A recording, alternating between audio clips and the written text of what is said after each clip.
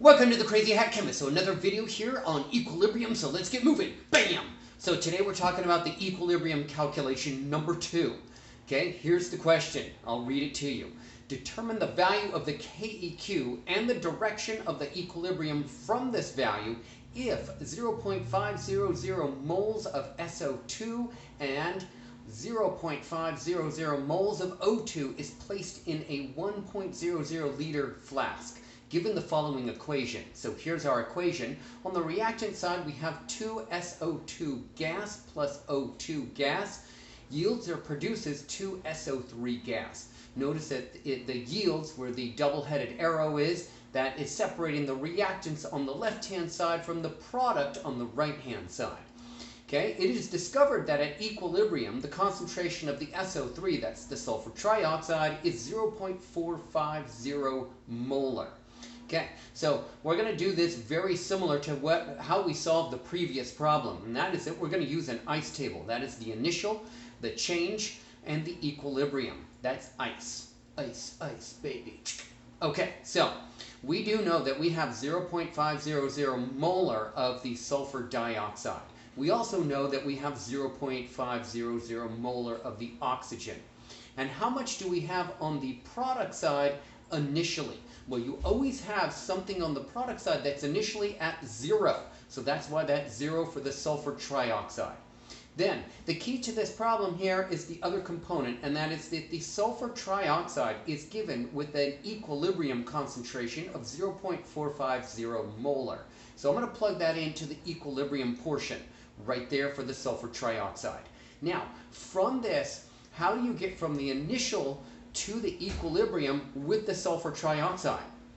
You have to add something to the 0 to get to the 0.45. So what do you have to do? You have to add 0.450 molar. Okay, so that's why I'm getting that in the change portion, because you have to add up the initial and the change, sum those up to get the equilibrium. All right, now what we're going to do is use a mole ratio and this change for the sulfur trioxide at plus 0.450 molar, and we're going to get the concentrations of the change for the sulfur dioxide and the oxygen respectively. Okay, now if it's on the product side, you're adding it. If it's on the reactant side, you're subtracting it. So hopefully that makes sense. If it's on the product side, you're producing it and you're increasing it. That's why the plus sign. If it's on the reactant side, you're decreasing it, therefore the negative sign. So the mole ratio between the sulfur dioxide and the sulfur trioxide is 2 to 2, which is 1 to 1. So therefore, I'm going to subtract 0.450 molar from the sulfur dioxide. Now I'm going to do the math here. I'm going to take the initial and the change. That the initial is 0.500. The change is negative 0.450 molar. I'm going to get the value right there for the equilibrium concentration for the sulfur dioxide, which is 0.050 molar. Now I'm going to do a similar thing here with the oxygen. I'm going to look at the mole ratio between the sulfur trioxide and the oxygen. The mole ratio is 2 to 1. So the oxygen is half that of the sulfur trioxide. So I'm going to have a minus sign in front of the oxygen because it's on the reactant side, and I'm going to have the half of the 0.450 molar. That's 0.225 with a negative in front of it because it's on the reactant side. So now what I'm going to do is I'm going to take my initial and my change and I'm going to add them up. So that's 0.500 molar minus 0.225 molar, and that will give me my equilibrium concentration at 0.275 molar for the oxygen. Okay, I am most interested in this equilibrium line right there. Okay, and why I'm doing the ice table is to obtain the equilibrium concentrations. So the next step here is to write the equilibrium constant expression. Now remember, that's products over reactants with the stoichiometric coefficients as exponents.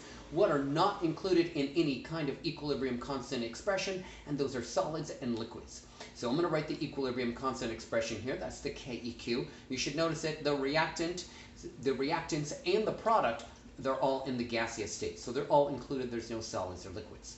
So here's my Keq expression right there.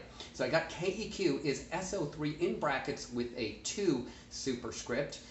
That is a 2 exponent, divided by SO2 brackets and a 2 exponent, and an O2 brackets with a 1 exponent. Okay, now what I'm going to do is I'm going to take the values that are circled in the blue there, in the blue oval, and I'm going to plug those into the Keq expression that I just got, where they are appropriately placed. Make sure that you keep the sulfur dioxide and sulfur trioxide separate. Make sure you pay attention to where those go. Okay, I plugged in those numbers right there. So now you should see those numbers. They are the same numbers in the equilibrium, and that's why we're doing a Keq. We're doing an equilibrium constant expression. So now you're going to pull out your calculator, and you're going to plug in these values in your calculator, and you're going to get a numeric value for the Keq.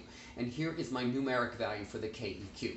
It's 300, but it has two significant figures here with that denominator term there of the sulfur dioxide. So it's 3.0 times 10 to the 2.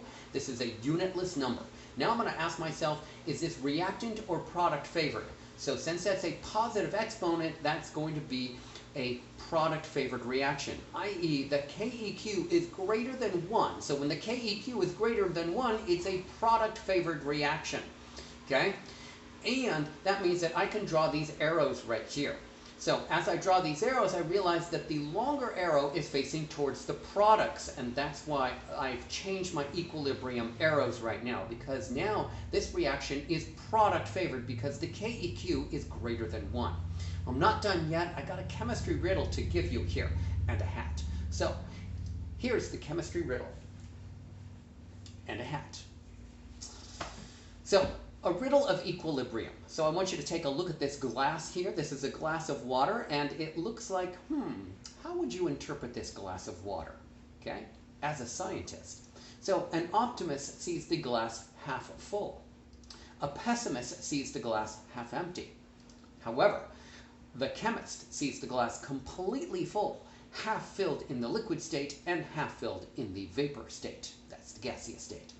Hopefully you enjoyed that. Give me a thumbs up if you enjoyed that video, subscribe to my YouTube channel, and please look out for my website and the merchandise that will coming up soon. See you next time for more cool chemistry videos. Bye for now.